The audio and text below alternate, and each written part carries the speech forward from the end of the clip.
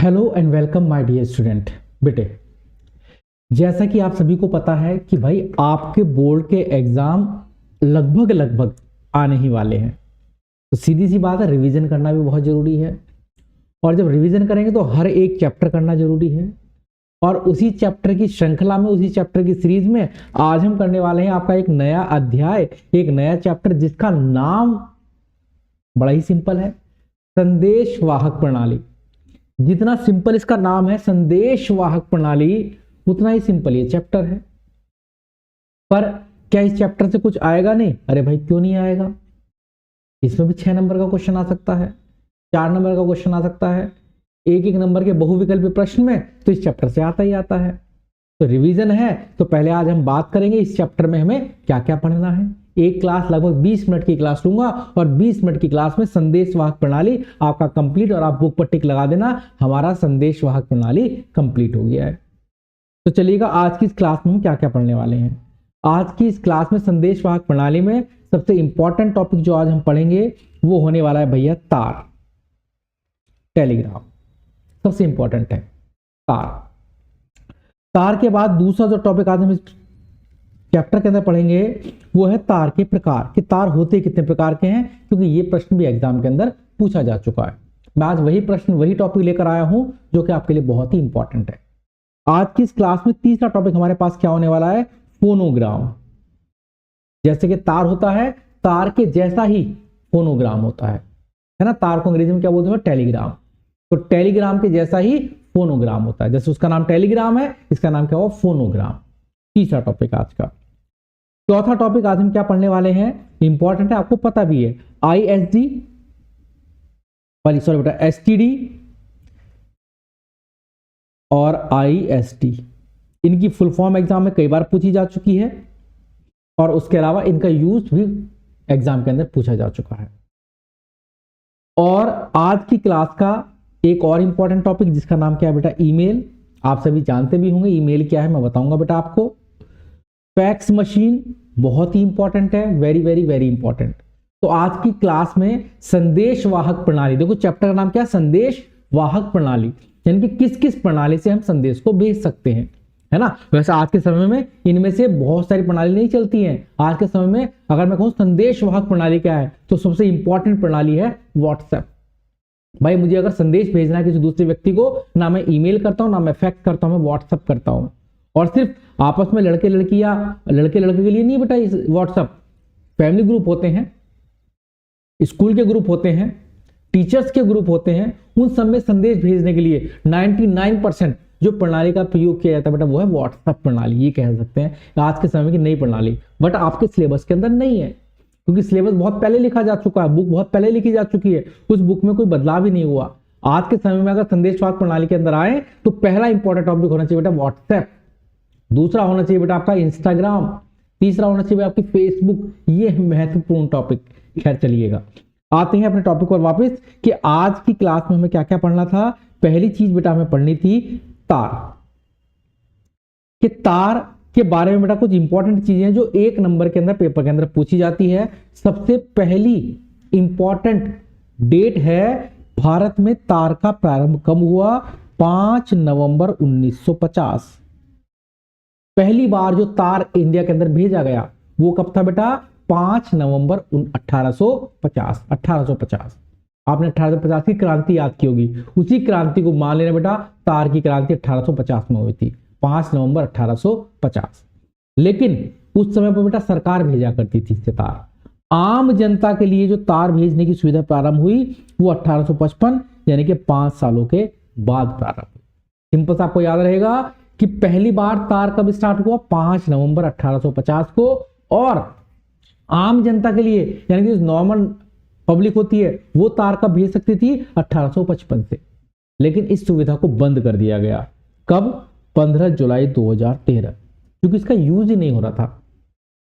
जब से व्हाट्सएप आया, सोशल मीडिया आई, ईमेल आए, इसके बाद से बेटा तार को भेजना ही बंद कर दिया, क्योंकि तार का प्रयोग ही नहीं हो रहा, तार को भेजा ही नहीं करता था। तार आपने सुना होगा बेटा कभी दादा परदादा से, तार जब यूज ही नहीं होता था तो तार की सेवा समाप्त 2013 में कर दी गई, 15 जुलाई 2013।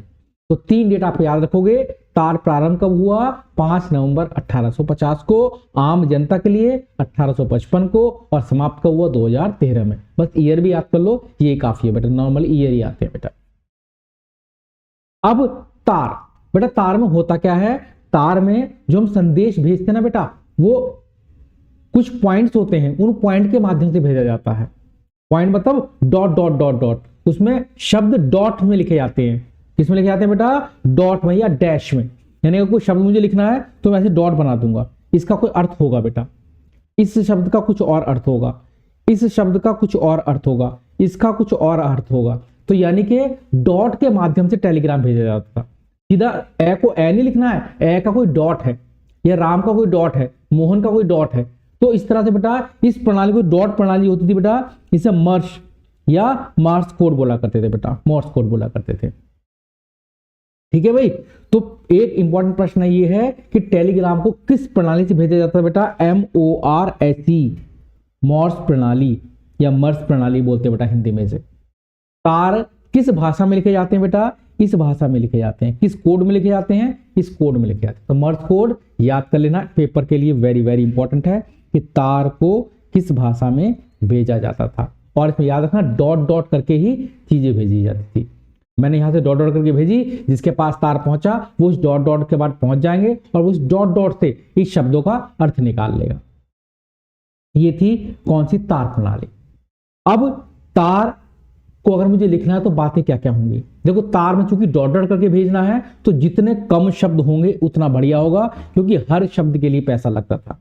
तार कम से कम शब्द में होता है बेटा। शिष्टाचार शब्द नहीं लिखे जाने चाहिए, मतलब बाबूजी प्रणाम, अरे बाबूजी और प्रणाम 3 शब्द एक्स्ट्रा हो गए, तो कोई शिष्टाचार यहां लिखने की आवश्यकता नहीं है, क्योंकि हर वर्ड के लिए पैसे जाने हैं। तो आवश्यक बातें, अनावश्यक बातें नहीं लिखी जानी है कि हाँ आज हमारी भैंस ने 4 किलो दूध दिया, ये मत लिखो, एक्स्ट्रा बातें नहीं लिखनी है। तार में कम से कम शब्द लिखने हैं, कोई शिष्टाचार की आवश्यकता नहीं है, भाई पैसे लगेंगे, बड़ी मुश्किल से भेजा जाता है। अनावश्यक बातें इसके अंदर लेकिन नहीं लिखनी है। किसी भी बात को दोहराना नहीं है। क्यों नहीं दोहराना बेटा? देखो सारी बातें वही हैं, क्योंकि पैसे ज्यादा लग रहे हैं, कम से कम शब्दों में भेजना है, हर शब्द की कीमत है और भेजना बड़ा मुश्किल है। तो सीधी सी बात है, जितने कम शब्द होंगे उतना बढ़िया। किसी में भी 15 से अधिक अक्षर नहीं होने चाहिए। यानी जो तार होता था वो अधिकतम 15 अक्षरों का शब्द होता था। किसी भी शब्द में 15 से अधिक अक्षर नहीं हो सकते बेटा। आगे, यदि तार पाने वाले का तार का पता हो तो उसका प्रयोग करना चाहिए। मतलब जिसे हम तार भेजने वाले उसका पता लिखना पड़ेगा। साफ साफ शब्द लिखने हैं, लिखते समय कैपिटल का प्रयोग किया जाना चाहिए। कहो सर तो डॉटेड में भेज रहे हैं, बेटा मैं तो लिख कर ही दूंगा ना जिससे तार भिजवाऊंगा, ठीक है, मैं लिख कर दूंगा, वो उसे मॉर्स प्रणाली के अंदर तार को भेजेगा। चलिएगा, तार के प्रकार बड़ा सिंपल है, एक देशी तार और विदेशी तार। आप देशी तार समझ गए, देश के अंदर भेजना है, विदेशी तार जो विदेशों में भेजना है। अब देशी तार भी बेटा 12 भागों में विभाजित किया जा सकता है। देशी तार के 12 भाग होते हैं, उनके नाम से ही आप उसका अर्थ लिख कर आ जाओगे अगर पेपर में आता है तो। जैसे कि साधारण तार आप समझ गए, सामान्य बातों के लिए सामान्य गति से जाता है।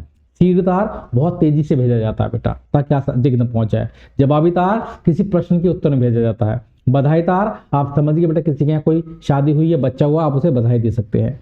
अनेक पतों पर तार, एक तार जब हमें बहुत सारे लोगों को भेजना होता है। राज्य तार जब तार राज्य के अंतर्गत भेजा जाए।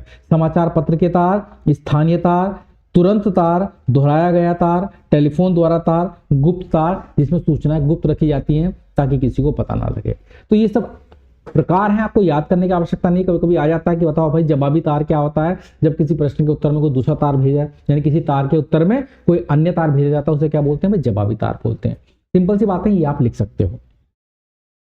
अब तार के बाद एक शब्द आता है, देखो तार को अंग्रेजी में बोलते हैं बेटा टेलीग्राम।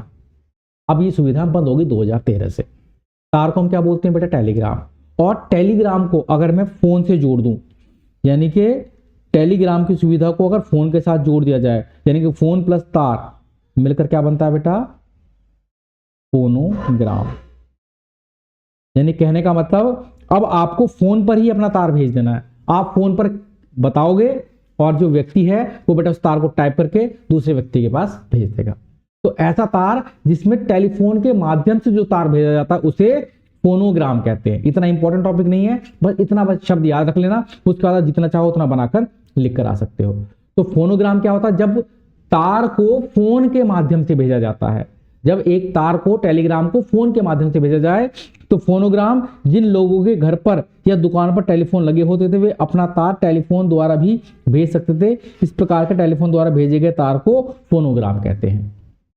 सिंपल सा है बेटा, इसके अंदर ज्यादा चीज आपको इसमें कुछ याद करने की आवश्यकता नहीं है फोनोग्राम के अंदर।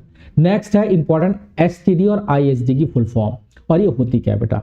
देखो एसटीडी का फुल फॉर्म क्या होती है बेटा? एस मतलब सब्सक्राइबर ट्रंक डायलिंग। हिंदी में बताओ सर बेटा, एसटीडी हो या हिंदी हो या इंग्लिश हो, सब्सक्राइबर ट्रंक डायलिंग आपको याद करना पड़ेगा। एस मतलब सब्सक्राइबर, टी मतलब ट्रंक, डी मतलब डायलिंग। अब ये होती क्या है? जब मुझे फोन करना है एक शहर से दूसरे शहर में, एक राज्य से, सॉरी बेटा, एक राज्य से दूसरे राज्य में, ठीक है बेटा, मैं दिल्ली से मुंबई में फोन करना चाहता हूं, तो उस फोन की सुविधा को क्या बोला जाएगा? एसटीडी। अब पहले सुना होगा बेटा, जब आपने बेटा कभी घर वालों से पूछना बेटा, वहां पर 3 कॉल होती थी, लोकल कॉल, एक शहर से एक शहर में, एसटीडी एक शहर से दूसरे शहर में भेजना है तो एसटीडी लगेगी। क्या लगेगी? एसटीडी, यानी कि सब्सक्राइबर ट्रंक डायलिंग होगी। एसटीडी का मतलब है जब एक शहर से दूसरे शहर में या एक राज्य से किसी दूसरे राज्य में कॉल करी जाए तो उसे क्या बोलते हैं बेटा? एसटीडी बोलते हैं, सब्सक्राइबर ट्रंक डायलिंग बोलते हैं। दूसरी सुविधा होती थी बेटा टेलीफोन के अंदर, कौन सी? आईएसडी। आई, एस और डी। आई का मतलब बेटा यहां पर क्या हुआ? इंटरनेशनल। आई का मतलब क्या हुआ बेटा? इंटरनेशनल। एस मतलब सब्सक्राइबर, डी फॉर डायलिंग। बस सिंपल सा बेटा, वहां पर एसटीडी है, यहां पर आईएसडी है, और बहुत ज्यादा अंतर नहीं बेटा, शब्दों के अंदर आप आराम से बता सकते हो। इंटरनेशनल सब्सक्राइबर डायलिंग मतलब आईएसडी, और एसटीडी का मतलब बेटा एसटीडी सब्सक्राइबर ट्रंक डायलिंग, यानी कि एस का मतलब दोनों के अंदर और डी का मतलब दोनों के अंदर सेम है, S for subscriber, D for dialling. बस टी का मतलब यहाँ पर ट्रंक है और आई का मतलब यहाँ पर क्या है? इंटरनेशनल। अब ये आईएसडी का यूज क्यों करते हैं? जब हम एक फोन अगर मुझे विदेशों में मिलाना है, यानी कि यहां से मैं इंडिया से मुझे पाकिस्तान, इंडिया से मुझे जिम्बाब्वे, इंडिया से ऑस्ट्रेलिया, इंडिया से इंग्लैंड या इंडिया से अमेरिका कॉल करना है, तो मैं क्या करूंगा भाई? आईएसडी वाली कॉल करूंगा। और ये बेटा कब? जब लैंडलाइन कॉल फोन चला करते थे, उनकी बात चल रही है बेटा। तो लैंडलाइन में एक लोकल सुविधा होती थी एक शहर से दूसरे शहर में, एक आईएसटीडी की सुविधा होती थी एक शहर से दूसरे शहर में या दूसरे राज्य में, और तीसरे आईएसडी की सुविधा होती थी जब मैं एक देश से दूसरे देश में कॉल किया करता था। पेपर में प्रश्न आएगा, अगर एक देश से दूसरे देश में कॉल करनी है तो हमें कौन सी सुविधा का प्रयोग करना पड़ेगा? लोकल, एसटीडी, आईएसडी, या इनमें से कोई नहीं? तो आंसर क्या रहेगा? आईएसडी। बड़ा सिंपल है। नेक्स्ट इंपॉर्टेंट चीज आती है बेटा ईमेल। ईमेल, अब ईमेल का प्रारंभ कब हुआ? 1994। बहुत पुरानी बात नहीं है बेटा, ये लगभग 30 साल पुरानी बात है। तो भारत में ईमेल का प्रारंभ कब हुआ? फरवरी 1994 से पहली ईमेल भेजी गई थी। अब ये संदेशवाहक की बहुत बड़ी प्रणाली है बेटा, सरकारी तौर पर ईमेल ही चलते हैं, व्हाट्सएप तो चलते हैं बेटा, लेकिन सबसे जो गुप्त होती है और सबसे सेफ कही जाती है और सबसे बढ़िया कही जाती है बेटा, वो ईमेल प्रणाली होती है। ईमेल में होता क्या बेटा? मेरे पास भी क्या होगा? एक कंप्यूटर होगा, दूसरे के पास भी क्या होगा? एक कंप्यूटर होगा, और उसमें क्या होगा? इंटरनेट का कनेक्शन होगा। ईमेल भेजने के लिए दोनों के पास क्या होना जरूरी है बेटा? कंप्यूटर, लैपटॉप या फोन। दूसरा क्या होना आवश्यक है बेटा? इंटरनेट की सुविधा होना आवश्यक है। तो वहां पर मैं एक व्यक्ति को इंटरनेट, कंप्यूटर के माध्यम से ईमेल लिखता हूं, टाइप करता हूं, भेज देता हूं बेटा। जैसे आपने नाम सुना होगा जीमेल, सुना कि नहीं सुना बेटा? तो जीमेल के माध्यम से ईमेल भेजी जाती है, जीमेल के माध्यम से ईमेल भेजी जाती है। तो जीमेल तो उसका एक माध्यम हुआ, उसके जीमेल से हम भेजते क्या हैं? ईमेल। तो भारत में ईमेल 1994 में प्रारंभ हुआ। यह संदेशवाहक का सशक्त और सस्ता साधन है। यह प्रणाली कंप्यूटर हार्डवेयर और सॉफ्टवेयर का प्रयोग करते हुए विकसित की गई है। इसमें कंप्यूटर से जुड़े हुए दूसरे व्यक्ति को कोई संदेश, दस्तावेज या सूचना इलेक्ट्रॉनिक माध्यम से भेजी जा सकती है। ईमेल के अंतर्गत एक व्यक्ति द्वारा दूसरे व्यक्ति को संदेश भेजना बहुत ही कम समय लगता है। इसके लिए इंटरनेट की सुविधा का होना आवश्यक है। आप जितना चाहो उतना इसमें बनाकर लिख कर आ सकते हो। नेक्स्ट चलता है फैक्स मशीन। अब ये फैक्स मशीन क्या होती है? फैक्स मशीन बेटा नॉर्मली एक तरह से फोन से जुड़ी होती है। मेरे पास क्या होगा? ये स्कैनर टाइप की मशीन होगी, दूसरे व्यक्ति के पास भी स्कैनर टाइप की मशीन होगी। मैं यहां से एक पेज उसकी मशीन में रखूंगा, वो उसकी फोटो खींचेगा, उसका फोटो खींचेगा, और बटन दबाएगा, जिसका नाम का बटन दबाएगा उसके पास जाकर उसका फोटो निकल कर आ जाएगा। फैक्स मशीन में क्या होता है, आपको कोई फोटो या कोई संदेश लिखित है, उसमें कुछ पिक्चर बनी हुई, कुछ भी बनी हुई बेटा, आप यहां पर, मैं अपने शहर में बैठकर, मैं गाजियाबाद में बैठकर क्या करूंगा बेटा, एक लेटर किसी फैक्स मशीन की दुकान पर जाकर फैक्स मशीन के अंदर डालूंगा, वो उसे स्कैन करेगा और मैं उसे नंबर बताऊंगा, जिसका नंबर बताऊंगा तुरंत उसकी मशीन पर उसकी फोटो कॉपी निकल कर आ जाएगी। आपने बेटा ऐसे देखा होगा, ये नॉर्मली चलती थी बेटा, किसमें, पुलिस विभाग के अंदर बहुत चलती है बेटा। मान लो किसी ने एफआईआर लिखवाई है, या बेटा कोई चोर का फोटो है, यहां से फैक्स भेजा जाएगा, दूसरे के यहाँ पर उसका फोटो निकल जाएगा। आपने देखा होगा कि जब तक फोटो निकलता था तब तक चोर वहां से भाग जाया करता था। ऐसा कई बार पुरानी पिक्चरों में दिखाते हैं बेटा, एक जगह से फोटो भेजो, दूसरी मशीन में फोटो निकल कर आ जाता है। मैं यहां से फोटो भेजूंगा, दूसरे की मशीन में फोटो आ जाएगा, उसे क्या बोलते हैं, फैक्स मशीन बोलते हैं। लेकिन ये भी बेटा एक तरह से बेटा क्या होती है, फोन के माध्यम से ही चला करती थी। फैक्स लिखित संदेश की दूसरी स्थान पर हूबहू भेजने वाली एक नवीनतम तरीका है। आजकल फैक्स द्वारा संदेश भेजना भी काफी प्रचलन है। यह टेलीफोन के साथ लगी हुई अत्याधुनिक मशीन होती है,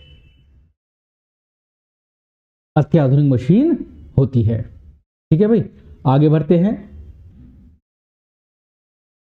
लो भैया, आज की क्लास मैंने बोली थी कि लगभग 20 मिनट में आपका चैप्टर कंप्लीट करा दूंगा, तो भैया 20 मिनट भी नहीं लगी। तो आपको इस चैप्टर में क्या क्या पढ़ना है, आपको इस चैप्टर में पढ़ना है तार, आपको फोनोग्राम पढ़ना है, आपको एसटीडी आईएसडी पढ़ना है, आपको ईमेल पढ़ना है। ठीक है बेटा, और अगर आपने ये सारी चीजें कर ली, आपको फैक्स पढ़ना है। फैक्स में फोटो भेजने के लिए, हूबहू फोटो भेजने के लिए इसका प्रयोग किया जाता है, नई प्रणाली होती है, बहुत ज्यादा चलती है। ठीक है भाई, आईएसडी एसटीडी फोन करने में प्रयोग की जाती है, जब लैंडलाइन चला करता था। एसटीडी एक शहर से दूसरे शहर के लिए, आईएसडी एक देश से दूसरे देश के लिए। बड़ा क्लियर है भाई, है ना। और मॉर्स कोड बेटा किसमें यूज किए जाते हैं, मॉर्स पेपर में प्रश्न आता है कि मॉर्स कोड किसमें यूज किए जाते हैं, बेटा मॉर्स कोड यूज किए जाते हैं तार भेजने के लिए। मॉर्स कोड किसमें यूज करते हैं हम लोग, तार भेजने के लिए, है ना, मॉर्स कोड बोलते हैं इसे। किसमें यूज करते हैं, तार को भेजने के लिए। इसमें डॉट डॉट प्रणाली होती है। तो इस तरह से बेटा चैप्टर कंप्लीट होता है। चलिएगा बाकी बात करेंगे, कल लेकर आएंगे एक नया चैप्टर। तब तक के लिए जय हिंद, जय भारत।